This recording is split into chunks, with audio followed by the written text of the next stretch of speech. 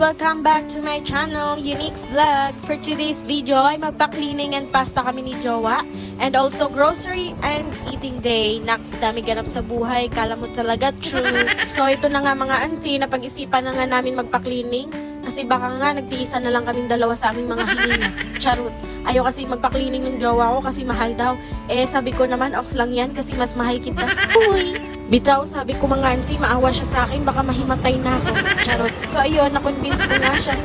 Malapit lang pala sa amin ang dental clinic mga auntie, pwede lang lakarin. Ikaso, tamad yung mga paa ko, ayaw makisama. So, nagmotor na lang talaga kami.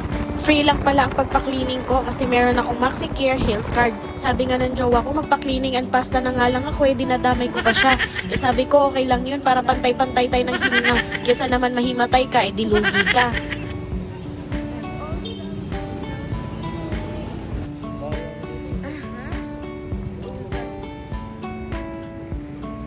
So, detained na nga kami sa Ozal Smile Dental Clinic at nagpark na nga kami and pumasok na rin sa loob, syempre. So, nag-fill up na nga si Jowa dito ng info niya dahil first time nga namin dito magpa-dental dahil sa Binangonan Rizal kasi kami lagi nagpapa-cleaning. So, detained na lang kami malapit sa amin. Okay lang din naman ako dito kasi accredited din sila ng MaxiCare Health Card. Kung wala kang company health card, magkano nga ba? Ang pasta and cleaning nila dito ay nag-start ng 600 pesos depende sa sira ng inyong ngipin. At ang PPA naman na sinusuot ng aking jowa is 150 pesos. So ayan, nagsuot na nga siya ng PPA dahil magpa-cleaning and pasta na nga siya. Hindi ko na na-videoan yung pag-cleaning and pasta sa amin dahil bawal ito sa loob. Naks, sabi ko nga sa jowa ako, bagong buhay, bagong hininga. Abay sabi ko nga kay Doc na siya na bahala sa ngipin namin at pinaubayan na namin mga tartar namin sa kanya.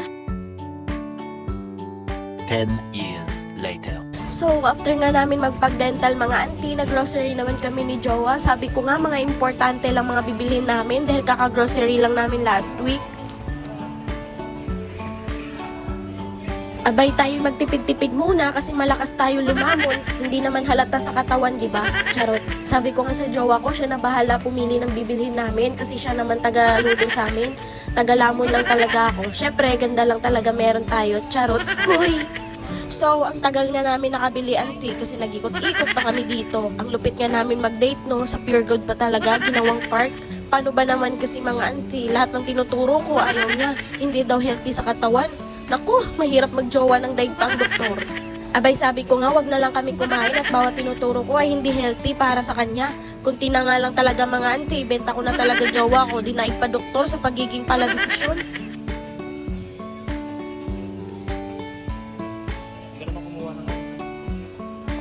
Isa pa. Para isubo na rin. Dahil daig nga niya ang Dr. Auntie, sabi niya bili daw kami ng fruit drinks pampatibay sa tuhod para daw di na ako tamad maglakad. Bawat alis daw kasi puro ako motor, ayaw maglakad. Lupit talaga ng doktor ko. Ako pa dahilan sa gusto niya inumin. Abay, sabi nga niya dyan, pineapple daw bibilhin para pampatibay daw ng kanyang ng kanya daw pagmamahal. Sheesh, ibang na nasa isip ko. Ako'y magkasala dito. Maaga ako kunin ni Lord. Diyos ko po, naku po, wag muna Lord at gusto ko pa makita mga lahi kong batik-batik. So, pura dilata na nga lang binibili ng aking jowa para pangsahog daw sa gulay, para healthy living daw kami mga auntie. So, hindi pa siya nahiltihan sa katawan ko ha. Kulang pa pala tong tabako. Bitaw mga auntie, bihira lang kami nagkakarni ng jowa ko. Gulay is life talaga kami araw-araw. Para alam mo na, pampatibay ng kanyang ng kanyang pagmamahal. Huy! So, shampoo lang talagang napili ko dyan mga auntie, pampalambot ng buhok sa baba. Ay, este sa taas pala. Huy! Nasa counter na nga kami mga auntie at naghuhulaan pa kami kung magkano babayaran. Abay sabi ko nga worth 500 lang dapat kasi kaka-grocery lang namin last week. Baka 9. OMG, sign of aging. Charot, iba na talaga pag tumanda ka mga auntie. Sa Pure Gold na lang talaga magde-date. Dati puro kami rides at kain sa labas. Ngayon puro bili na lang ng ulam sa bahay. So, ayan na nga, walang nakahula sa amin. Abay, sumobra nga kami, 700 pesos. Abay, tayo magtipid at baka mga lakal na lang tayo sa labas nito. Abay, sabi nga ng jowa ko, wag daw akong mag-alala. Bigyan na lang daw niya ako ng basura para may pangkalakal ako. Bay, ayos! Pauwi na nga dapat kami. Abay, inaya ko nga muna si jowa ko dyan na kumain naman kami dun sa may tabi. Namiss ko na lasa ng manok, puro okra na lang at gulay na lasahan ko. So, ito nga mga auntie, naghanap kami ng makainan. Along Manila is lang pala to. Ang dami kasi mga street food dito. Abay sabi ko, try naman namin kumain sa ganito dahil mukhang masarap naman. Sakto, may nakita akong inasal. Tumawa nga si ate kasi sabi ko patikim ako ng inasal niya. Uy, abay napakasarap ng inasal nila dito. 110 pesos only rice na. 90 pesos naman kung ayaw nyo ng only rice. Ako mga auntie, kalasan niya talaga si Mang Inasal or talagang gutom lang ako.